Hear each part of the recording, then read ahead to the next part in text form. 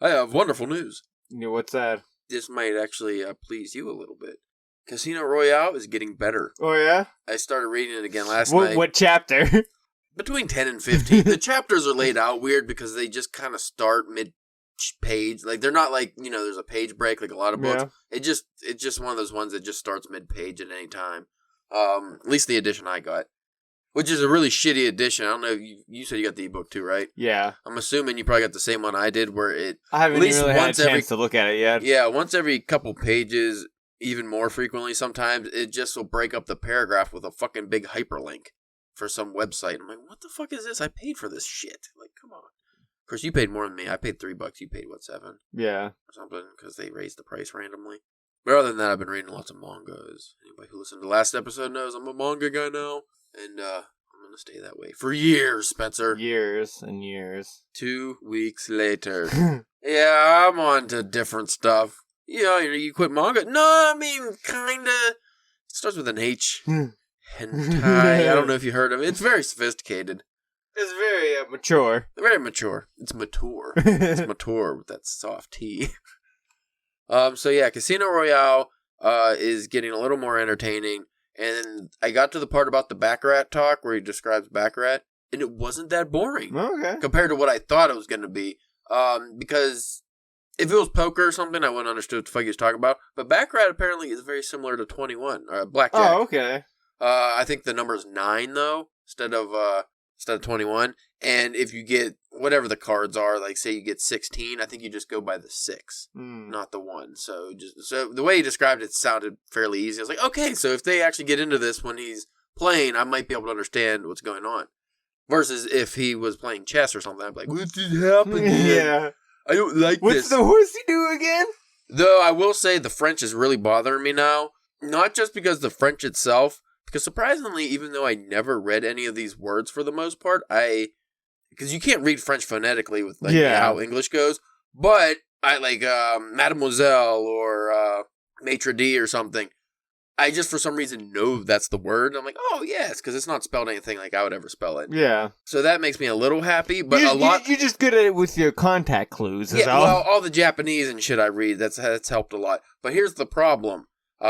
This is what's going to kill you most definitely.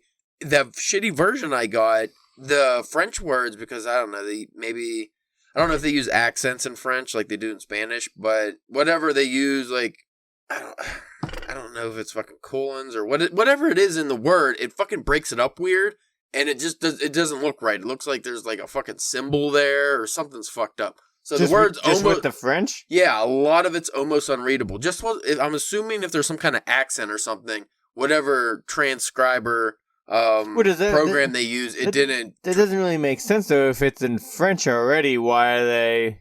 Well, what I'm saying is if like say if you have Spanish and like the accent, the squiggly over the E, that's not an actual English letter. So if French has something like that, whatever they use to convert the book to book format or something, it must have not had an English translation for that, so it just creates a weird symbol or fucks it up, like makes a space. And so the French is even more unreadable than it is if you just don't know French. I'm like, what the fuck is this? Makes me very angry. It's a very shitty, and this is like the mass copy. Yeah. It was literally the first one on Amazon I found, so that kind of sucks. But I got to the action, and also James Bond has a scar on his face. Oh yeah? Not depicted in the movies. But it's mellowed out a little bit from the beginning. It's not as boring, and now I'm like, maybe I'll enjoy this. We'll see. How many dames has he hit so far? None. Oh. He's called the one lady a bitch a lot, but now he likes her because she's sexy. She was a dirty old bitch before he met her, and then he met her, and then she was a bitch, and then he's like, you know what, I kind of like this bitch. And I'm like, I don't really use the word bitch so much. I didn't even know British people use the word bitch like that. I thought they would say something else, but... Especially back then. Well, that was the go-to, apparently. Yeah, that's the thing, too. You think of James Bond written in, like, between 1920 and 1950. I don't know how many books came out. 14, I think, in the actual original series. I feel like this kind of language shouldn't have been used back then. But, again, I don't know what they... No, I wonder if this is, like, an uncensored... Like, it was originally in men magazines. So, like, I wonder, like, if, like, that kind of language, if they used that, or if they would just, like... would be like B, like squiggly line at, like, you know what I mean? Like that kind of stuff, or that would just change the word. That makes sense why it's so misogynistic, at least at the beginning here, if it was in men's magazines. But, I mean, I'm going to see how it goes. I don't really want to read it, because I have all these books I want to read that are maybe not so much this Alan Moore Jerusalem I'm looking at. That's, if I read that might be the longest book I've ever read. So if you read that, there's no excuse for you not to read The Stand, or It, or Under the Dome. Well, that's longer than all of those, right? That's at least close. This book, oh my God, it's hard to hold. It is 1,266 pages with the acknowledgement. So without the acknowledgement, it might be a little less, but it's definitely over 1,200 pages. Because I know It in the Sand has gone over 1,000, depending on, like the print and stuff. The print and the size of it and stuff like that. Well, this print does not look all that big. Yeah. I would say this is just average 12 or 11 point font, but that's going to be something to get to. I feel like I should just start reading, like, the longest books in history, just to say I do it.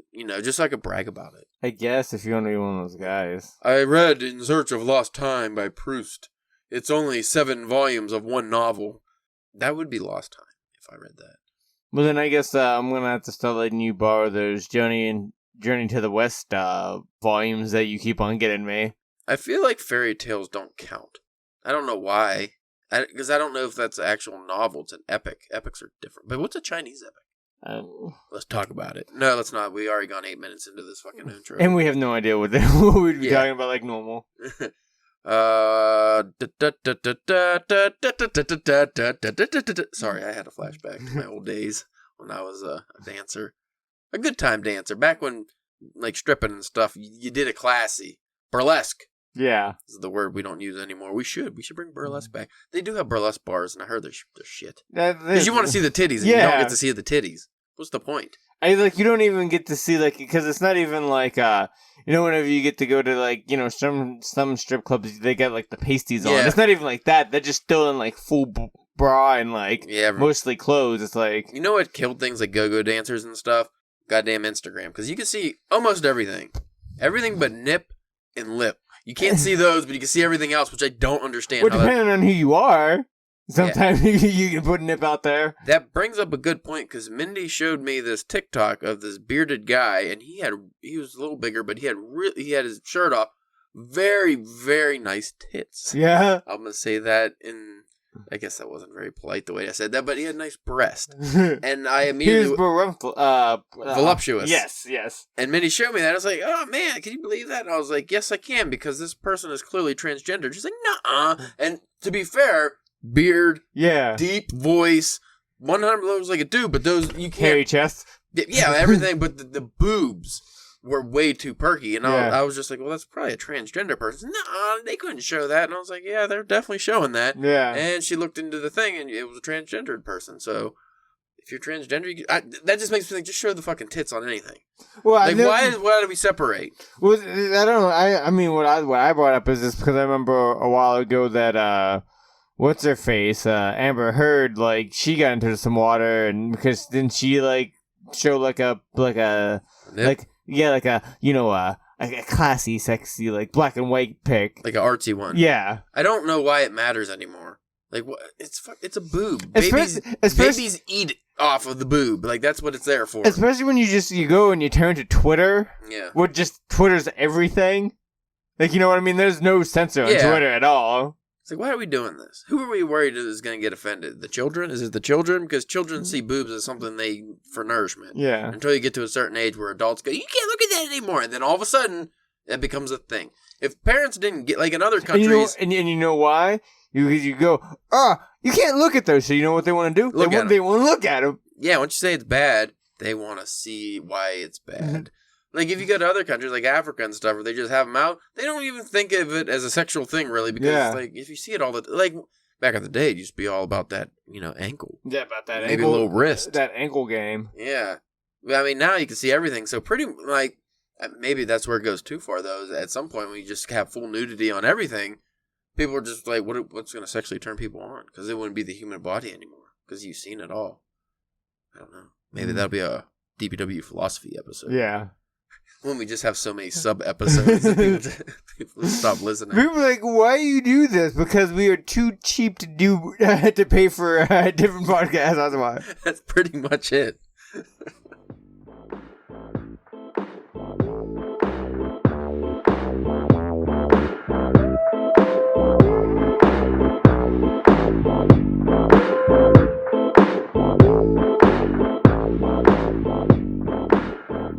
Hello there, you are listening to the Drunken Pen Writing Podcast. I'm your host, Caleb James. With me today, Spencer, the Beijing Ball Biter Church.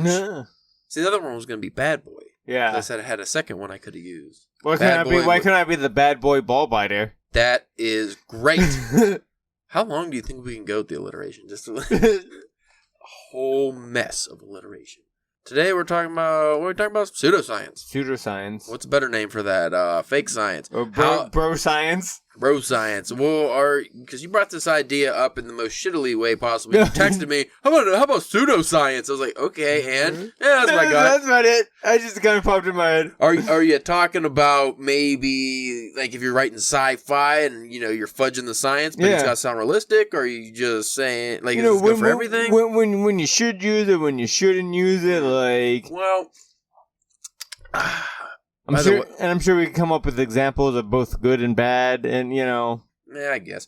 Well, we'll use sci-fi because that's the easiest one here. At least that's what we'll start with. When you're talking pseudoscience or science you're making up for your story, I think of like propulsion systems for a spacecraft. A lot of people, obviously, throughout the history of fiction, when you're writing about people crossing the galaxy, you have to do it quickly. Yeah. Now, there's multiple ways you can do this. If you go to the propulsion method, sometimes they have like ion thrusters, which is a real thing, but then they add on to like Futurama had a cool thing is they had the thing that actually moved the universe around the ship. Yeah. That would always be on the extreme end. Like creating just a simple propulsion for the ship to be able to hit light speed. That's the big one. Now we can go into wormholes and all that other stuff, but for now, just focusing on how to move the ship fast enough to move the story. That is an obstacle that you can do, one, terribly, by just not necessarily terribly, but you can just come up with an idea to move the ship and then just leave it at that. Yeah. And people will just have to go, okay, that's how it works. Or you could go the hard sci-fi route where you really go in detail, and it's something like an Andy Weir style where that sounds plausible. Yeah. Like in the book. Well, I think Andy Weir is more just science. Yeah. I think a lot of his stuff. But it's stuff that hasn't happened. Like we haven't had a colony on Mars, but he thought, well, how would this work? And he came up with ways where it sounds very when you read The Martian or Artemis, even with the moon base, you're like, why are we doing that? That clearly works, right? He could have been talking out of his ass, but he wrote it so well, like the science part, that you just think that would work. We don't know if that would work. No. It just sounds right.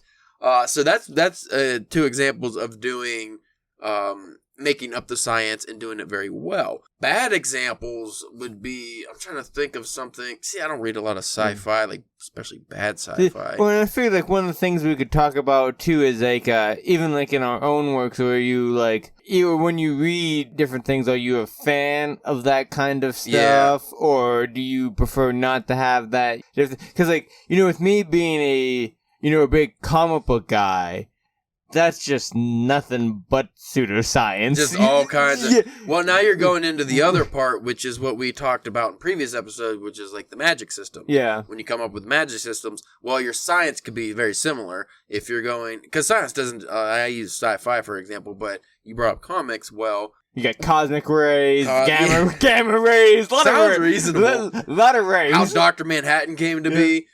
Well, just like I was bringing up with like the comics is like even in the most like serious things, like all normal superheroes, their powers are normally some kind of science based or some kind of accident or some kind of even like okay, you got like the Green Lanterns, you have this crazy power ring that literally transforms your will into objects that you can move around, That doesn't really make sense, but if you do a good enough job with People don't care. Yeah. Well, it depends on how much escapism as a reader you're willing to accept. Yeah. How much fantasy you're willing to accept in your work.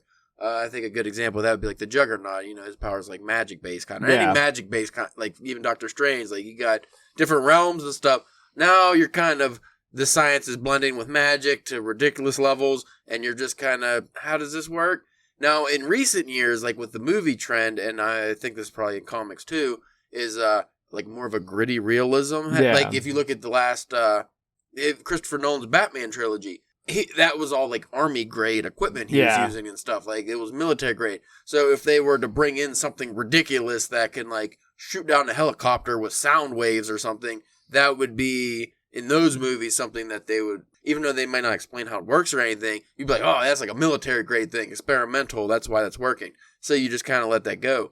Versus if you do like a Joel Schumacher Batman where, you know, just a lot of bright colors and bat nipples. Batman pulls out a gun that just a big boxing glove comes out and you're like, how does that boxing glove fit in that little hole? You don't really think about it. It's just goofy. You just, there's two ends of the spectrum there. And then there's obviously a blending in the middle. I'd say, just if a quick recommendation for if you want a good science comic, it's from Image. I think it's 5 volumes of it. It's called Think Tank.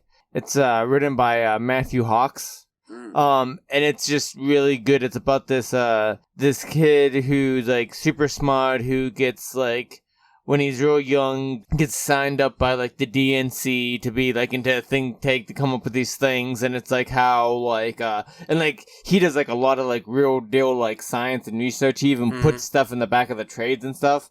And it's like, you know, the author does. Yeah. The writer, rather. And you know, and it starts out with him just being like how he kind of gets like taken in by these people, and like once you're in there, like you really can't get out, and like he starts to realize like they're using all of his science. Like he's like, oh, we could use this to make this stuff, and then they're like, yeah, but man, that'd be a real good way to kill a guy. And like so, it's just like him kind of going against them and stuff like that. But it's a really really good read if you're into like looking for something like that. Well, if you go that route of doing the research, and obviously you posted the research, which is really fun, especially for a lot of readers who are interested in that kind of stuff. Now, granted, that series is getting around like 5-7 years old, so some of the, if you go back to check it out, the science might be might not be quite as cutting edge back when it was originally published. But. Right. That also brings up a good point of how much research do you do for your science-based, stories. And again, even if you're writing a superhero story or something, how much do you want to explain? Yeah.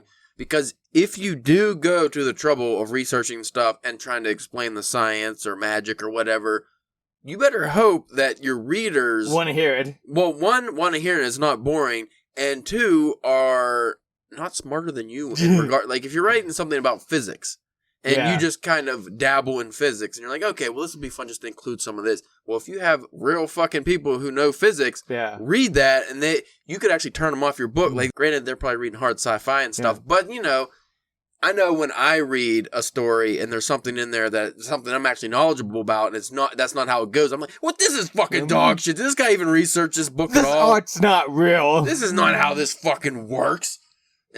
So you have to watch with that kind of stuff. If you're going to go into doing the research and try to make things more plausible or realistic, then you better get it right. See, that's what I find I could find myself getting in trouble with that, because I always thought I could be a physicist until it came to the math part.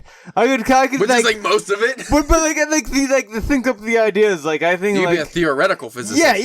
I think I could like a Stephen Hawking or something. Yeah, I think I could come up with some cool what about if this, or what about if black holes, or whatever. Spencer, you know who you're describing, and I forget his name, but from The Flash, the show. Oh, yeah. The guy who was a writer but pretended he was a scientist. Yeah.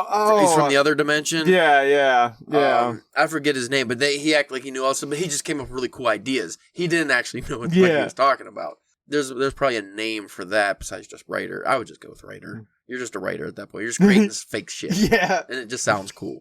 But there's a market for that. If you can create a really cool fake shit, people will want to read it. So when you're going into, say, writing anything, if you're going to have things that sound like they could be factual, even though there's no science to back it up really, or nothing that's come out to back it up, maybe it's just theories or something that maybe one day can come and be a possible, somebody will crack it. You don't want to overdo it. You don't, like I said before, you don't want to bore your reader, but you don't want to piss them off by being wrong if they're knowledgeable about what they're reading. Well, how do you think, like, neither one of us have really did too much, like, sci-fi writing. You'd have, like, a normal story going on, and there's just some kind of, like, new thing, but, like, if you ever dabbled in anything like that, how do you think you would tackle it? Do you think you just kind of glossy kind of over, like, we got high-powered engines that can make, travel light years like that, and never... I would avoid the hard science and just kind of go with, glossing it over. I would want it to be the reader's imagination. At most, if I was going to describe something, like, again, using the propulsion system as an example, I would say something along the lines of these particles that were just discovered, or, some kind of chemicals that are only found on a certain planet mixed together, and that creates the propulsion. Like, something that isn't real, and obviously isn't real. Found some, like, metal on an asteroid or something. Yeah, like a metal we don't have on Earth or something.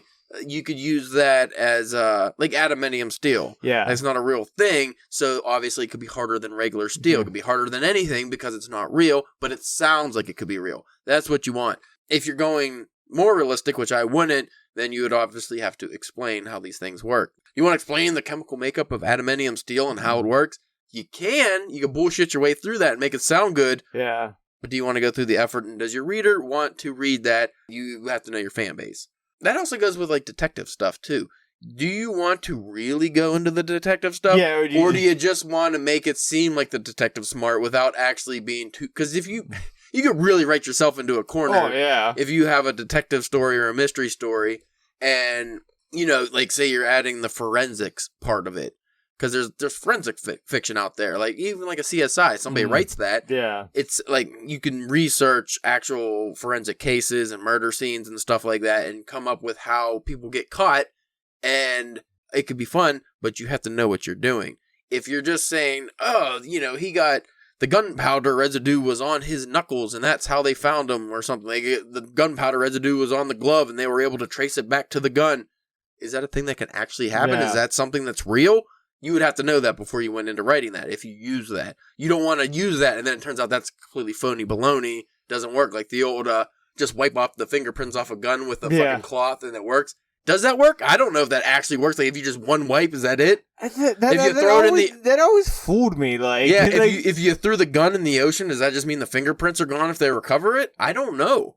Like, it sounds like it is, but would it though? That would make, at least that one sounds plausible. Okay, you're throwing it into... It sounds plausible. You're throwing it into a huge body of water that's going to be soaking in there for who knows how long. But like, I'm just going to take the sleeve of my jacket and give it a once over. But here's the thing, even that sounds plausible. Yeah, you're wiping because it's just grease, right? So you can wipe it off. But there might be some cops who are reading your fiction and they're just like, no, that's not how it fucking works at all. We fish it out of the ocean all the time and catch them. Like, you don't know. Research. It doesn't, something like that would obviously be easy to find. Like, you can find stuff like that on old Mythbusters episodes probably. There's a lot of places you can find this information, but again, how much research do you want to go into? And what kind of story you're telling, and you know.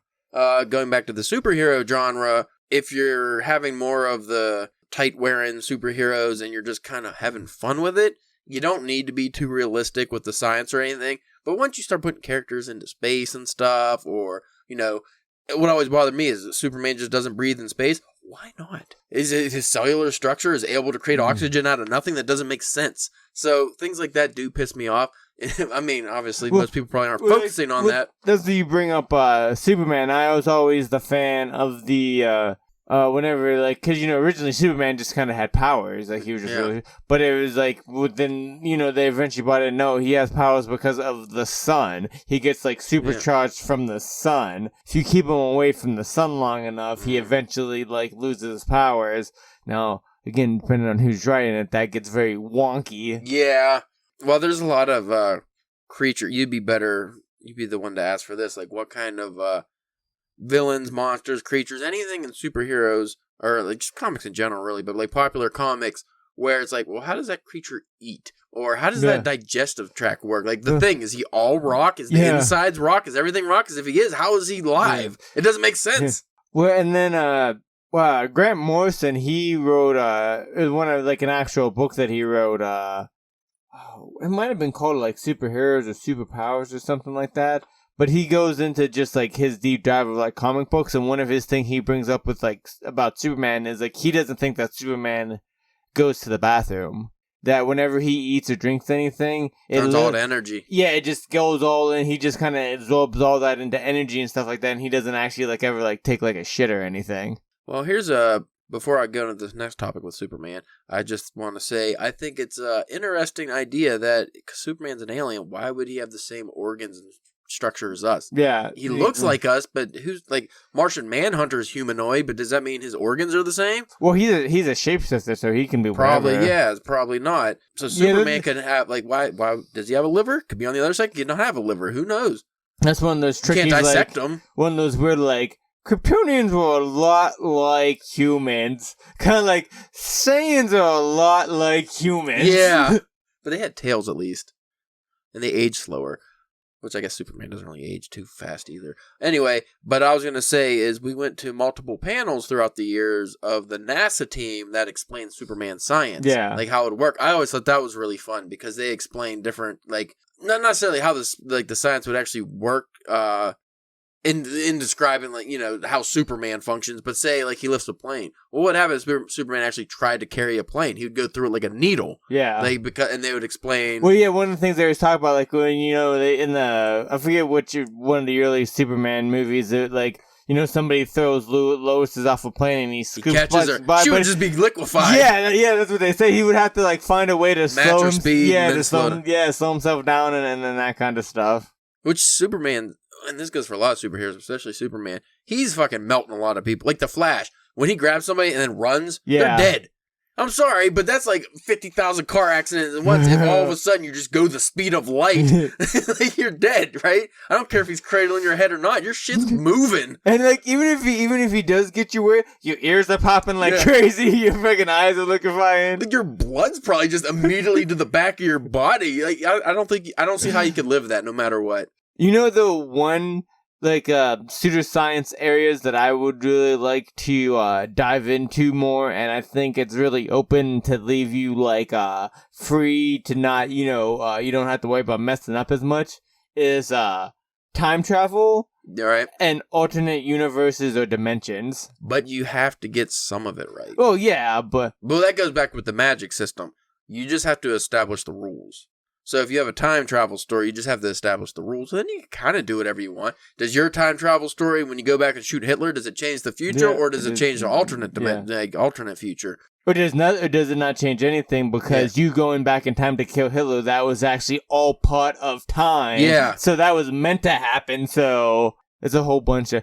We'll talk about this more on our Slaughterhouse 5 episode probably. But yeah, there's a different time travel stories. The dimension stories, you could probably get away with more bullshit, I would imagine. Yeah, because, you know, there's theories and stuff like that, but there's no actual... Yeah. What do you prefer alternate universes or alternate dimensions? Because I feel like there's a difference, and then some people don't get, like, you know what I mean? Sometimes I feel like people will say dimension where they mean universe, and, you know, and vice versa. Spencer, what I'm going to do right now is bullshit my way through the science. Yes. This is going to be pseudoscience. This would be a good example. DPW bro science for your ass. I would say that alternate universe would be a different universe. So say you have universe A. Yeah. Universe B wouldn't it be inside, like, it's hard to describe. It would be, you know, obviously in a physical distance somewhere else. Yeah. Versus an alternate dimension, whereas I feel like it would be universe A, but then if you rip through time, universe B is just like kind of inside. Like not really inside, but you know, like inside the time bubble. It would be hard to describe, but I think it's just a matter of physical distance. Like if you go to an alternate dimension, I can just walk over to my house and there's a fucking weird time warp and all of a sudden I'm 50 years in the past or something. Yeah, because I feel like alternate universes, you know, that's where you get into the parallel universes with anything that can, you know, vary from like small minor differences to huge differences. Yeah. But like the dimensions, I feel like that's where you go into like weird what would be hell or like dinosaur world or like like the H.P. Lovecraft kind of things, like that kind of that kind of stuff. Well, I was actually thinking about writing a story like this the other day. Funny enough, because I was thinking, I was just daydreaming, whacking off. This is what whack off to whacking it. Shadow people. The idea of there's like a famous idea of you ever wake up and see shadows and it's looks like somebody's watching you. Well, that would be the alternate dimension. Yeah. What happens if you have a character that accidentally, because there's supposed characters throughout history who either mysteriously disappeared or have shown up here from some other time period or something. Well, what if you accidentally crossed over to that dimension and all of a sudden you could see the shadow people for the real? Maybe you'd be a shadow person there and there would be real people.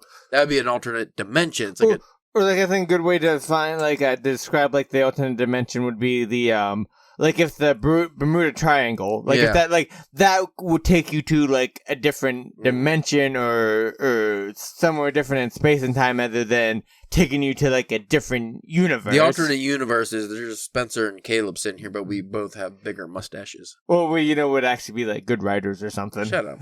Well, then we'd be hosting this podcast.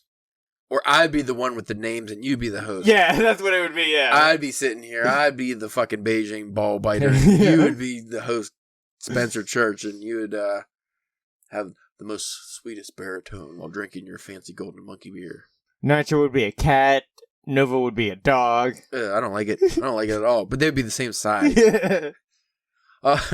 Anyway, by the way, we have a sponsor today. Oh, yeah? MySpace.com. If you want nobody to look at your profile, go to MySpace. No, we're not MySpace.com. So, alternate dimension, or alternate universe, MySpace is more popular than Facebook. Still. Yes, that's it still. What's his name? Tom is... Tom. Never sold out, so he's still owner. Any other science-based things you've read where... Have you ever... I touched on this earlier, but we didn't actually give examples. Have you read anything where the science just either bothered you or just seemed wrong or threw you out of the story? I mean, there's sometimes when comics, there'll be sometimes where I was like, that don't make sense, or that was really convenient.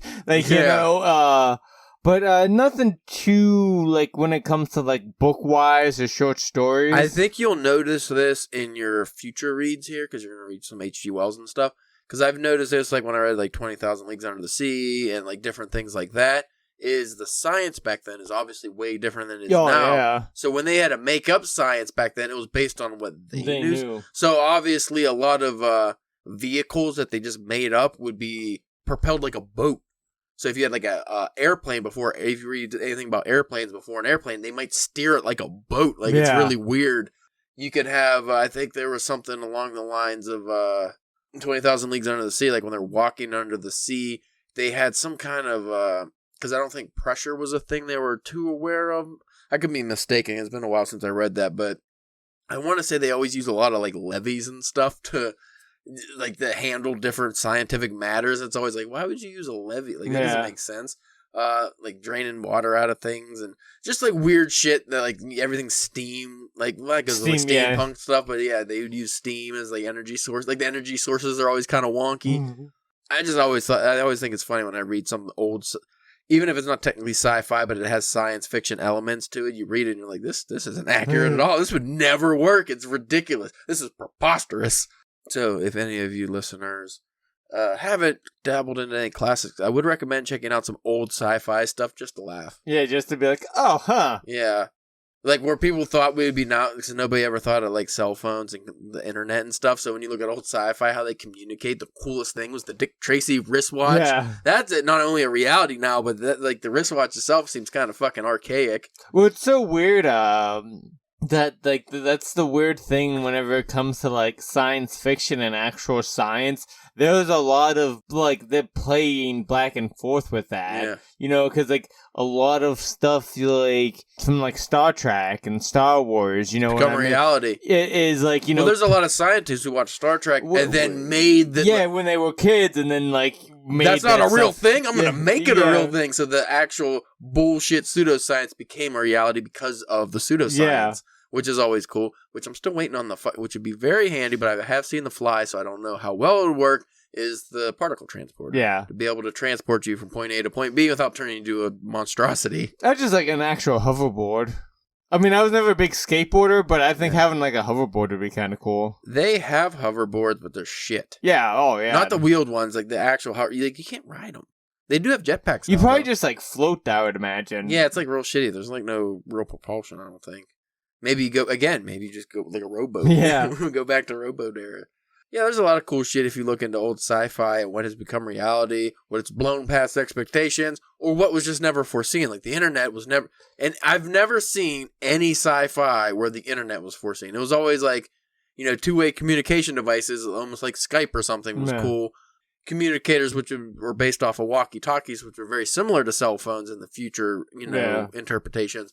But no one ever suspected that we would have this mass communication device. Now there's scientists out there and I think there's some fiction writers who kind of dabbled into that idea, but not anything like, a podcast. Yeah. Something you could listen to in your fucking hand.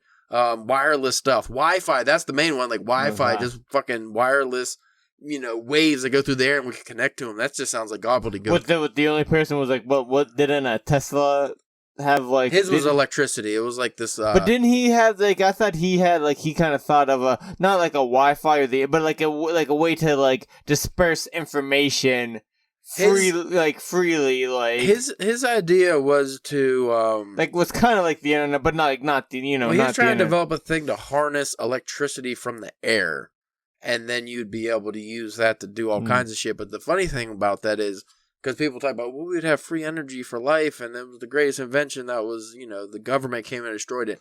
But the funny thing is now, modern society as we know it, the internet, everything, would not be a thing, because if he did that, those would fry, like having the, taking electricity from the air and stuff, like whatever, like the Wi-Fi, like nothing would work. Yeah. Apparently, is from what I read. So that's always interesting, is we would probably been like more of a steampunk world. Yeah. So I don't know what that would look like. It would be weird, but... Like if you just think about Wi-Fi and Bluetooth and stuff, if you wrote that in 1950 in a sci-fi story, and even if you try to describe it very well, I feel like people are like, this is fucking shit. This would never have no idea what they're talking about. That's just like literally something in the air and you can connect your device to. Or like even if you were in the 50s and 60s, you're telling me I could have a TV in my pocket and it would connect to the air, and then I could watch TV on my phone. Oh yeah, okay. Okay, as they're in one of those gigantic boxes, dialing 500 times in a circle to get the fucking number. Or even worse, the old ones where I don't even know how those ones work. Like you held one to your ear, one to your mouth. It's like they have a better receiver for that. Well, that's like it's kind of ridiculous that they still call these phones. They're really not. They're computers. Yeah.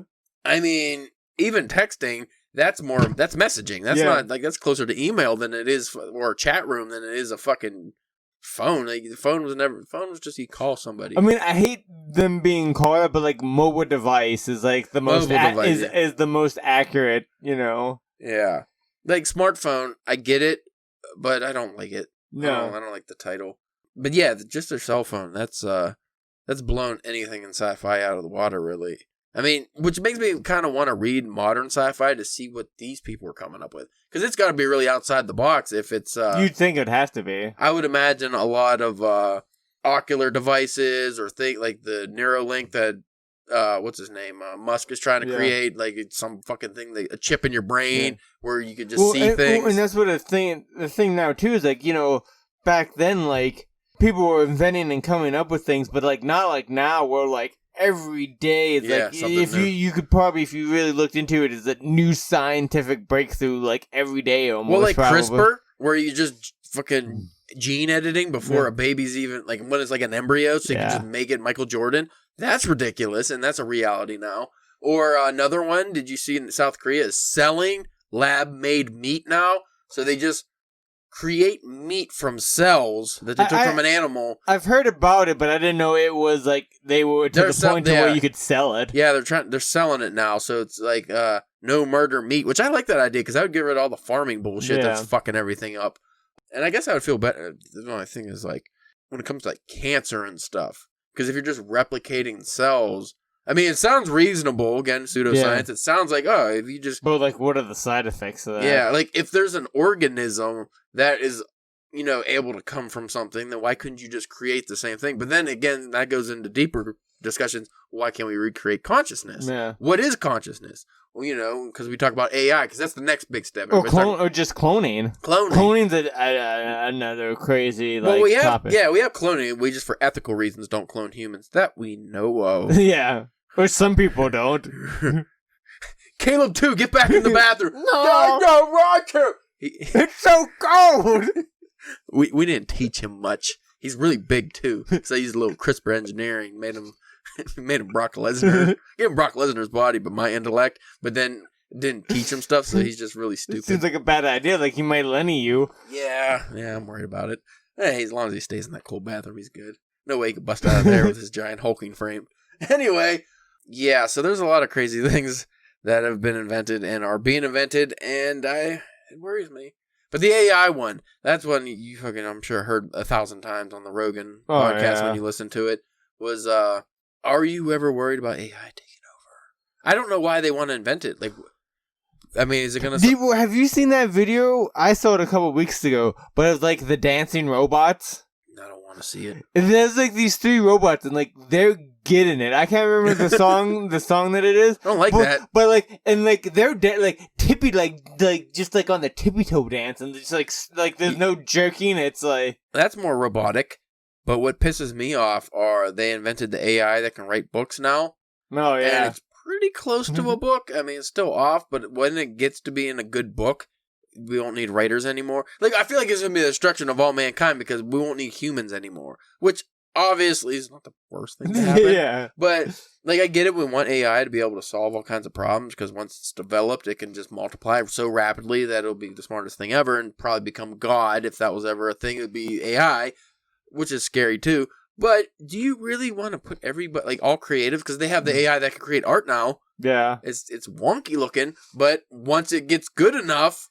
You know what I always, you bring up Rogan always talking about the AI, and he always brought it up, it always got kind of annoying, but I did think it'd always be a cool idea for his stories when he talks about, like, the AI created humans to create AI, like, either, like, AI from another planet came into Earth, and slowly, because, like, what's a couple million years to, like, these ever-living, robot being kind of things. Dropping the hat. And then so, like, you just slowly develop these humans until they basically, create the AI on their planet that they can take over. And then, that's just another planet that they have or whatever. I don't like it.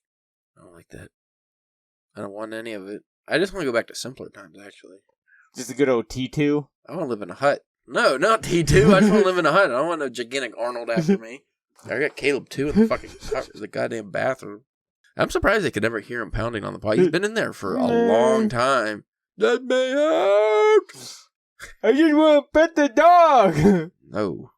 No, because we had to keep cloning Nitro for that. We give him the clones. And I don't know where. They never came out.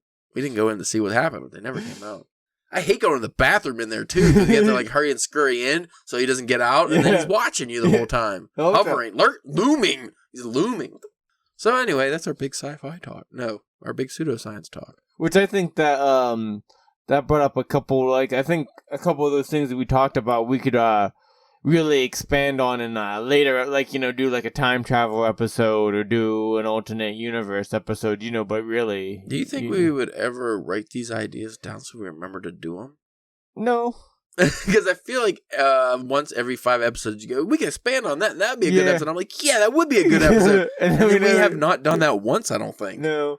But yeah, if you folks have any ideas. Or your pseudoscience, Yeah, or how you go about pseudoscience, you can reach out to us.